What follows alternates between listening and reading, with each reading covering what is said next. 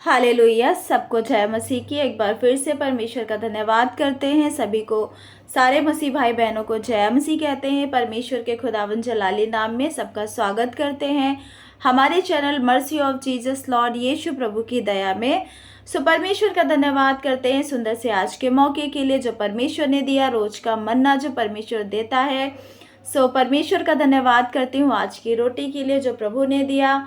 परमेश्वर हमें हर दिन बचाता है, चलाता है, क्योंकि वो हमारे आने जाने में अब से लेके सदा तक रक्षा करता है। हम मिट नहीं गए। ये यहोवा की ही महाकरुणा का फल है कि हम जीवित हैं, इस धरती पे हैं और हम हमारी सांसें चल रहे हैं। क्योंकि बहुत सारे लोग एक सुबह उठते हैं, शाम नहीं देख पाते हैं, शाम होती है तो वो सुबह नहीं देख पाते हैं। हमें हर दिन सांसें मिलती हैं। ये खुदावन का ही महाकरुणा का फल है जो हम जीवित हैं, क्योंकि वो प्रतिदिन का बोझ उठाता है, वो हमें जीवित रखता है और वही हमारा उद्धार करता परमेश्वर है। परमेश्वर का धन्यवाद करते हैं आज के वचन के लिए जो प्रभु ने दिया। परमेश्वर ने आज जो वचन दिया है, हम जवानों को सलाह दी है। परमेश्वर ने बाइबल में बच्चों से लेके बुजुर्ग तक हर किसी को परमेश्वर ने जीवन कैसे जीना है परमेश्वर ने बताया है। बच्चों के लिए अलग है, जवानों के लिए, बहनों के लिए, भाइयों के लिए, बुजुर्गों के लिए परमेश्वर ने हर एक को सलाह दी है। हम आज जवानों को परमेश्वर ने क्या सलाह दी है उस वचन को पढ़ेंगे और हम उससे सीखेंगे कुछ। हमारे साथ हम निकालेंगे सबोपदेशक 11 अध्याय का वचन पढ़ेंगे, 9 वचन। सबोपदेशक 11 अध्याय का 9 वचन पढ़ेंगे और 12 का 1 वचन का पढ़ेंगे, उसका ए पार्ट। वचन है, हे जवान अपनी जवानी में आनंद कर और अपनी जवानी के दिनों में मगन रह।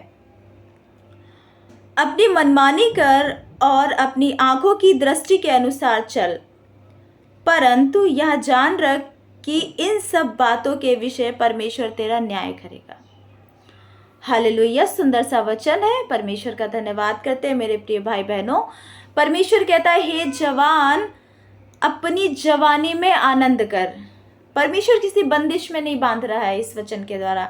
इस वचन के द्वारा परमेश्वर बोल रहा है कि अपनी जवानी के दिनों में आनंद कर, मगन रह, अपनी दृष्टि में जो अच्छा है वो कर। लेकिन एक बात याद रखनी है कि तू जो भी करेगा उसका परमेश्वर न्याय करेगा।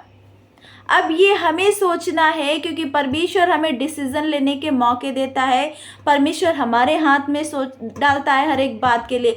परमेश्वर हमें मौका देता है, परमेश्वर हमें सलाह देता है और हमें चुनने के लिए परमेश्वर हमें बताता भी है। अब हम क्या चुनते हैं ये हम पे डिपेंड करता है।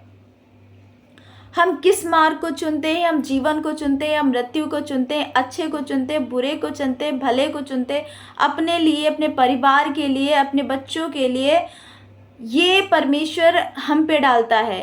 परमेश्वर बताता है कि तू जीवन को ही चुन, लेकिन ये हम पे डिपेंड रहता है, चुनाव हमें करना होता है। इस वचन के द्वारा परमेश्वर यही बता रहा है कि जवानी में अपने आनंद कर, मनमानी कर, अपनी आंखों की दृष्टि में जो तेरे को अच्छा लगे वो कर, जो आपको अच्छा लगे वो करिए। लेकिन ये याद रखना कि परमेश्वर एक दिन न्याय जरूर करेगा। ये याद रखना है कि परमेश्वर न्याय करेगा हमारा। हम जो भी करेंगे, अच्छा करेंगे, बुरा करेंगे, भला करेंगे, जिस भी बात को हम करेंगे, परमेश्वर उस बात का एक समय ऐसा आएगा जब न्याय करेगा हमारा। परमेश्वर हमसे पूछेगा कि परमेश्वर को सब पता रहता है, लेकिन पूछेगा तूने क्या किया है, आपने क्या किया इस संसार में, हमने भेजा आपको रचा। यिर्मयाह की पुस्तक कहती है कि मैं जब गर्भ में ही था तब से तूने मेरे पे चित्त लगाई, अपना हृदय लगा के रखा, अपना मन लगाया। परमेश्वर हमें, जब हम गर्भ में होते हैं, परमेश्वर तब से हमें बचाता है, अपनी महिमा में रखता है, फिर हमें चुनाव का मौका देता है। अब यहाँ पे परमेश्वर यही कह रहे हैं, आनंद कर अपनी जवानी के दिनों में, आनंद कर, जवानी में मगन रह, अपनी आंखों को जो अच्छा लगे वो कर। लेकिन स्मरण रखना कि हमारा न्याय होगा। परमेश्वर एक दिन न्याय लेगा, न्याय करेगा, न्याय का लेखा लेगा हमसे जो हमने किया है। अपने सृजनहार को हमें स्मरण रखना है। परमेश्वर को क्या भाता है वो हमें देखना है, क्योंकि परमेश्वर नहीं चाहता है कि हमारे बच्चे किसी ऐसे दलदल में जाएं जो उनके लिए अच्छा नहीं है।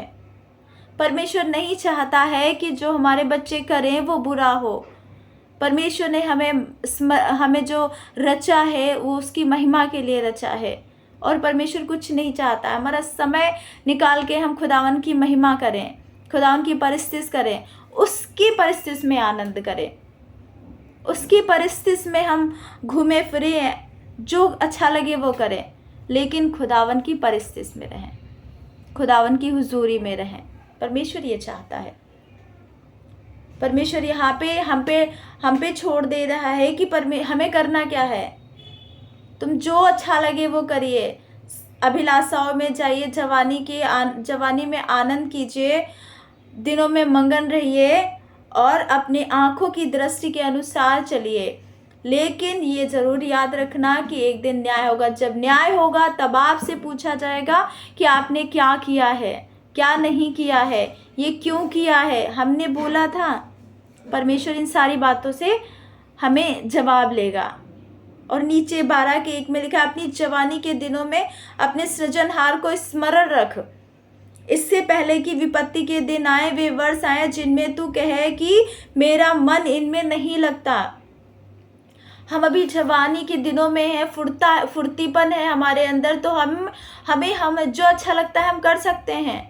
लेकिन जब वो दिन आएंगे, हमारी एज होगी, जब हमारा मन कहीं नहीं लगेगा, हमारे कानों में, हमारी आँखों से, हमारे मुंह से, हमारे दांत किसी काम के लायक नहीं रह जाएंगे, तब हम खुदा को अगर स्मरण रखेंगे, तब हम अगर सोचेंगे कि हमें परमेश्वर के भवन में जाना चाहिए, विश्राम दिन में शामिल होना चाहिए, तब कैसे?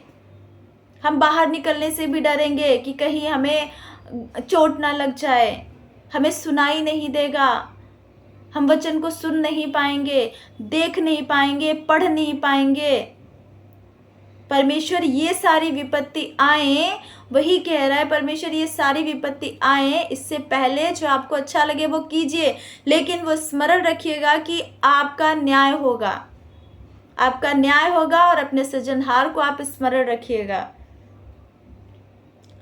परमेश्वर हमें फुल आज़ादी देता है अपनी हुजूरी में चलने के लिए, कोई भी बंदिश नहीं लगाता है, लेकिन परमेश्वर हमारा न्याय जरूर करेगा।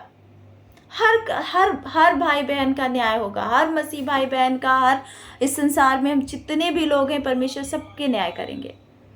एक दिन आएगा जब परमेश्वर हमसे लेखा लेंगे हमारे कामों का।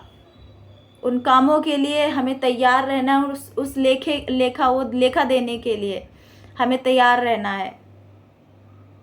सो परमेश्वर का धन्यवाद और सुंदर से वचन के लिए। उम्मीद करती हूँ सारे लोगों को ये वचन बहुत अच्छा लगा होगा। परमेश्वर इस वचन के द्वारा हम जवानों को बचा के रखे और अपनी हुजूरी में आगे बढ़ाए। हमारी हर एक अभिलाषाओं को, हमारी चालों को परमेश्वर अपनी महिमा में पूरा करे, अपनी हुजूरी में चलाए। हमारी अगर कोई ऐसी अभिलाषाएं हैं जिसमें हम परमेश्वर से दूर जाते हैं, उन अभिलाषाओं को छोड़ के हम परमेश्वर की महिमा और परिस्थिति में चले। सो परमेश्वर का धन्यवाद और सुंदर से वचन के लिए सबका धन्यवाद करती हूँ। परमेश्वर के आशीषित नाम में सभी को जय मसीह कहती हूँ। परमेश्वर सबको आशीष दे। आमीन।